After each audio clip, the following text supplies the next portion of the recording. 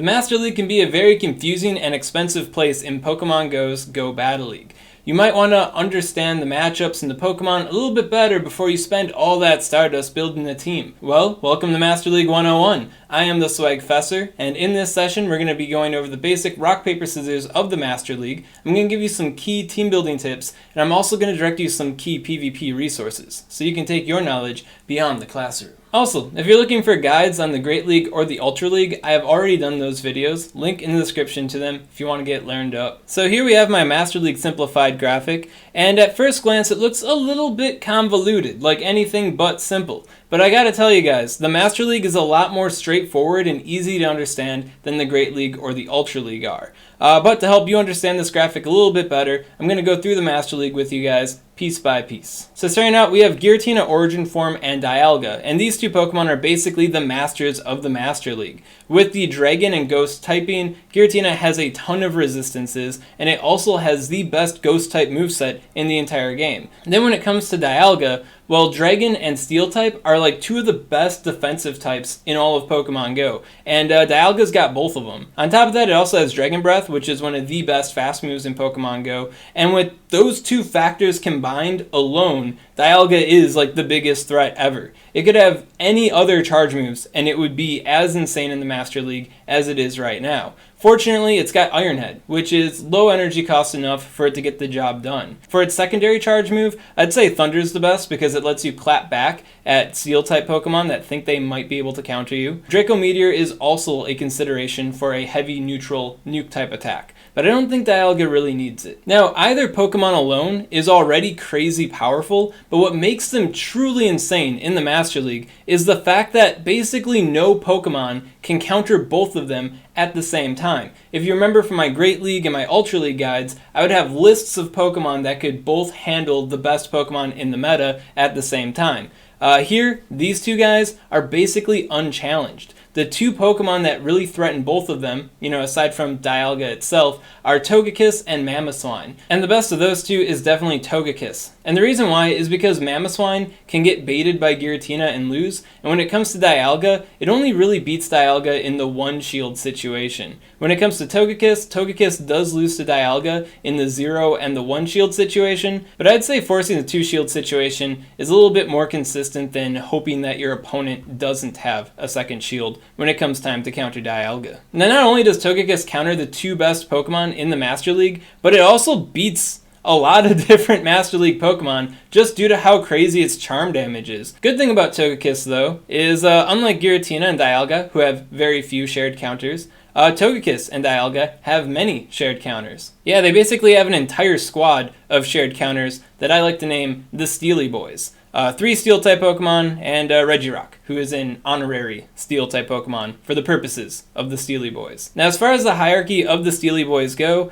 Heatran beats Melmetal and Metagross, Melmetal and Metagross beat Regirock, and Regirock beats Heatran. At any rate, all 4 of them are really good at beating down Togekiss and Dialga and are worth considering for your team. Also, cool note on Metagross, if you don't have the legacy move Meteor Mash, you can go as Psychic. Psychic plus Earthquake is basically as good as Meteor Mash plus Earthquake. Meteor Mash is the better move compared to Psychic, but the differences are pretty negligible, so don't stress out too much if you don't have the Community Day move. Then to complete this circle in a nice paper, scissors, rock, lizard, Spock type fashion, you may notice everything here beats 2 things and loses to 2 things.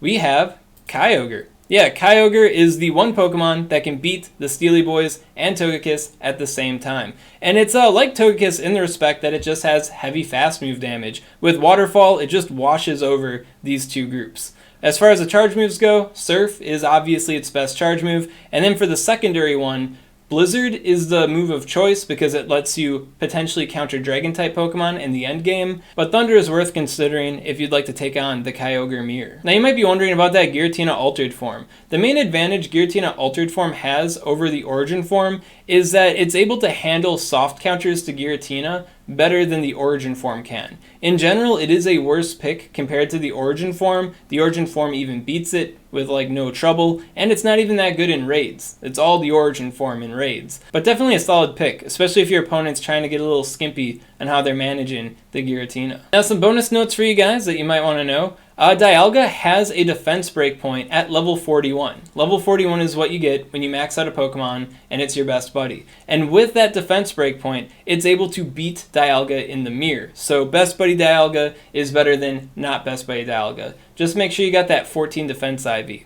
Additionally, if you have a 15 attack IV, you also get a breakpoint against Garchomp, which is a powerful Pokemon for the Master League. It takes a potential loss and makes it into a sweeping victory for Dialga. So if you have a good Dialga with a 15 attack IV and a 14 defense IV at the very least, then yeah, start walking it now, get your best buddy in. Now these 5 groups make the core of the Master League, but of course there are some anti-meta groups that can take advantage of these Pokemon's power.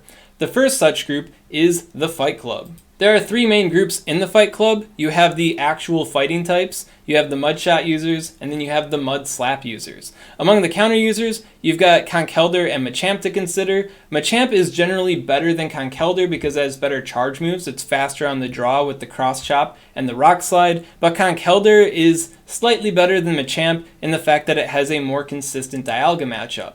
If your Machamp, however, has a 15 HP IV and you make it your best buddy, that will basically clean up its Dialga matchup enough. It loses in the 2-shield situation without that additional HP to make it like 100% have the edge over Conkeldurr, in my opinion at least.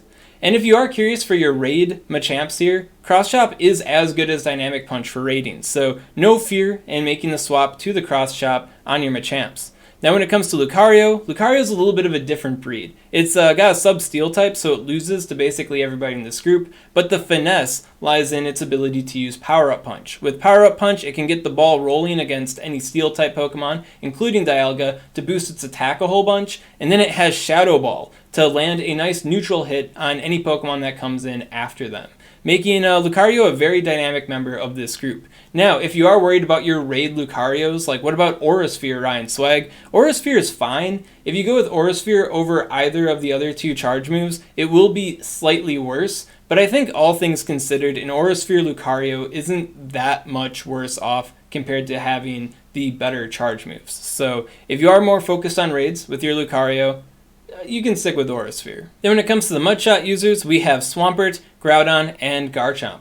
Swampert beats Groudon, Groudon beats Garchomp, and then Garchomp beats Swampert. Then Swampert's a little bit better in the early game because its Hydro Cannon can bait shields more easily. Then Garchomp's a little bit better in the mid game because it can bait shields with Sand Tomb, and Outrage is faster than Earthquake. And then Groudon is primarily the late game sweeper with that all-powerful Earthquake of Doom. Then finally, we have the Mud Slappers. First of the group is Rhyperior. Rhyperior recently got buffed with the move Rock Wrecker, which makes it pretty insane, and the only member in this group that has a reliable counterplay against Togekiss, potentially. Rock Wrecker is so good it even gives it a little counterplay against Giratina too, which is pretty interesting. If you're wondering about that secondary charge move, you'll want to go with Surf. And then finally, you got Excadrill. And Excadrill's main claim to fame is its ability to beat down Dialga without having to spend a single shield. You just come in, you start mud slapping it, and then whatever comes in next, you throw them rock slides. Aside from that, I'd say Excadrill is a little bit bottom of the crew though. But as far as beating Dialga goes,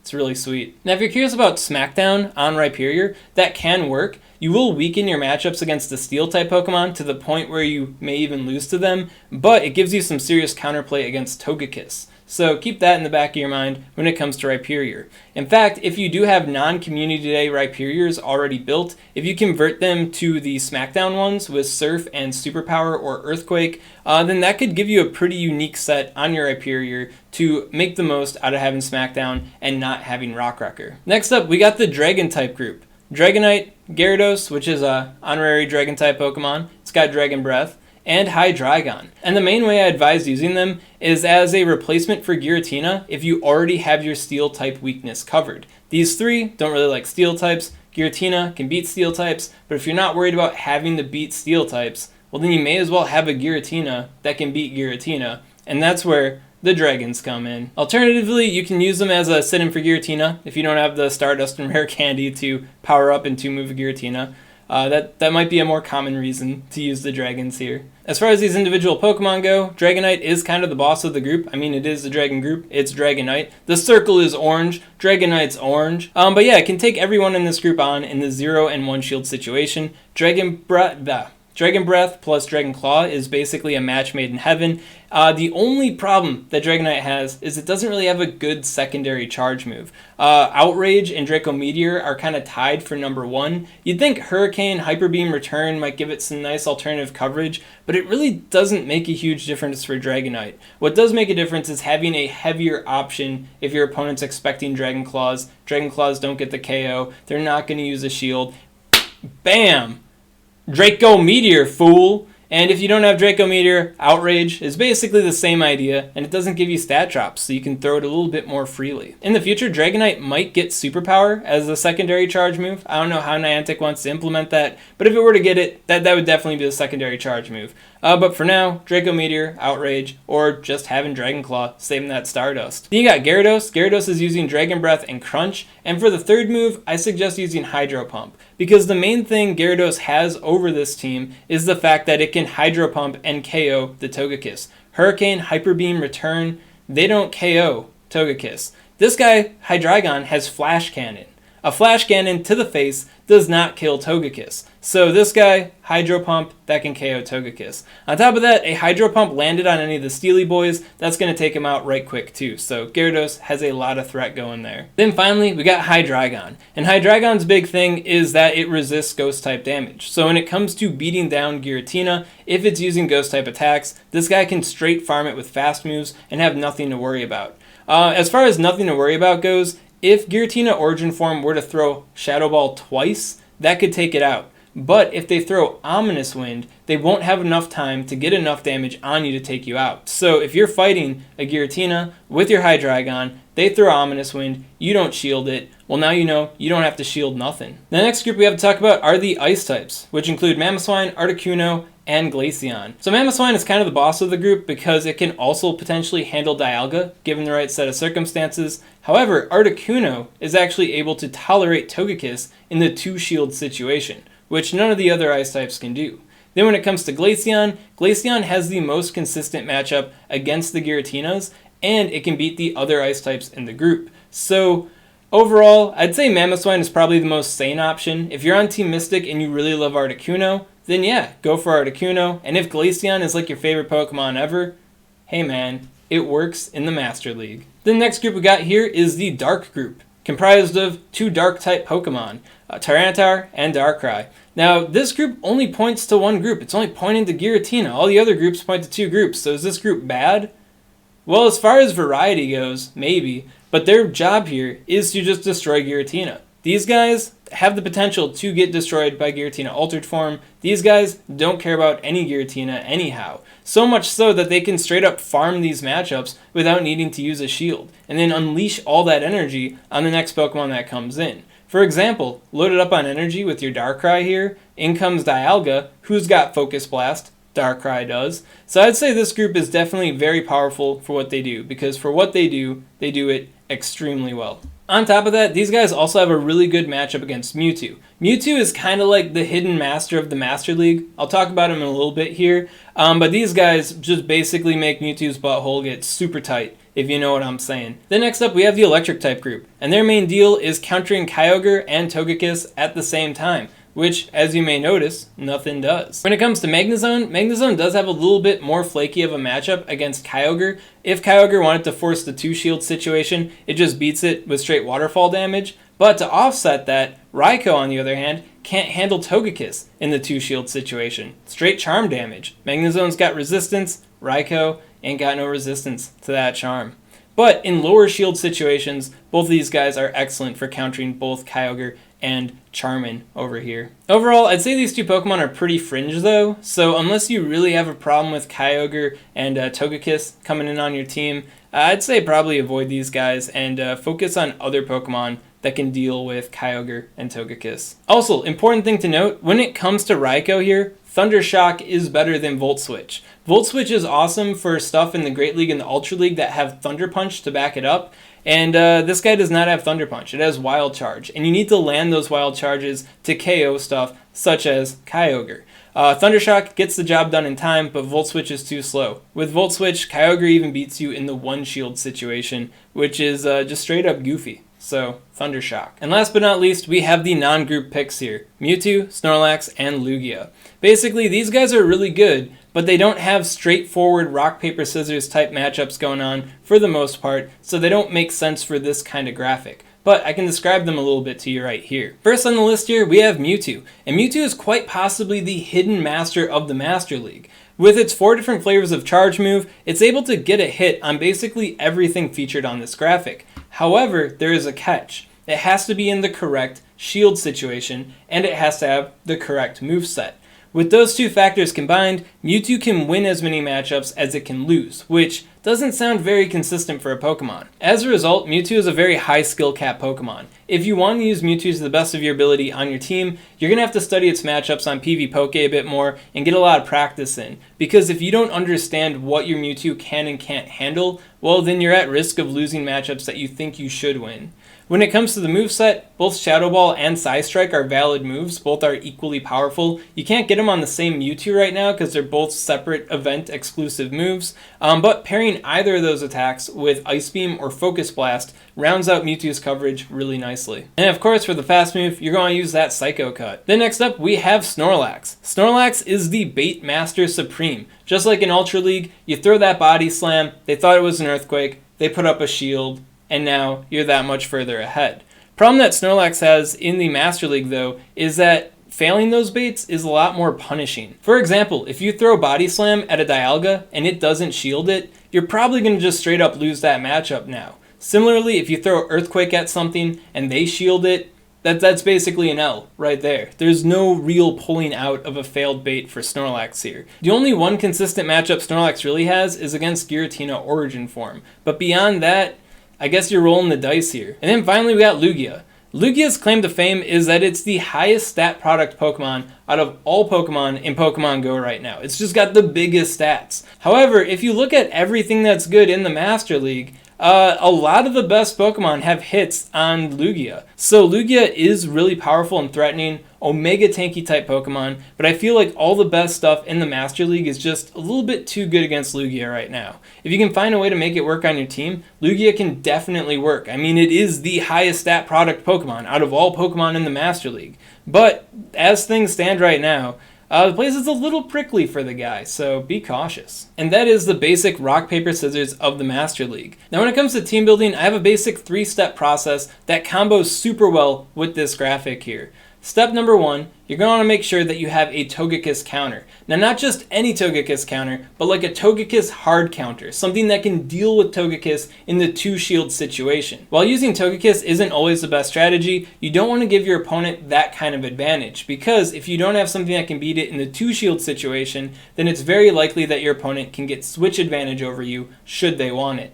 As far as Togekiss hard counters go, you got the whole Steely Boy group here. Magnezone's really good for that. Kyogre, very popular, simple pick, and then you also have Articuno. If you do end up opting for a Togekiss soft counter, something that can't handle Togekiss in the 2-shield situation, then you may want to go with 2 Togekiss soft counters or back it up with a Togekiss yourself. Then next on the list is picking a counter to Kyogre. Basically, everything that can hard counter Togekiss has a difficult time with Kyogre, so you're going to make sure you're not weak to Kyogre. Now, unlike countering Togekiss, countering Kyogre doesn't really have to be all that complicated. I mean, you got Dialga and Giratina, 2 of the best Pokemon you're probably using anyways. You got the Dragon-type group, which is the sit-in for the Giratinas, so countering Kyogre, not that hard. You can also use Kyogre yourself with a Thunder, and that's another way to just make Kyogre not want to be around. Then when it comes to your 3rd slot Pokemon, you're going to have to determine what scares you the most, Dialga or Giratina, and then counterpick based on that. And if you end up feeling like both Giratina and Dialga scare your team at equal levels, well then maybe consider Togekiss or Mamoswine,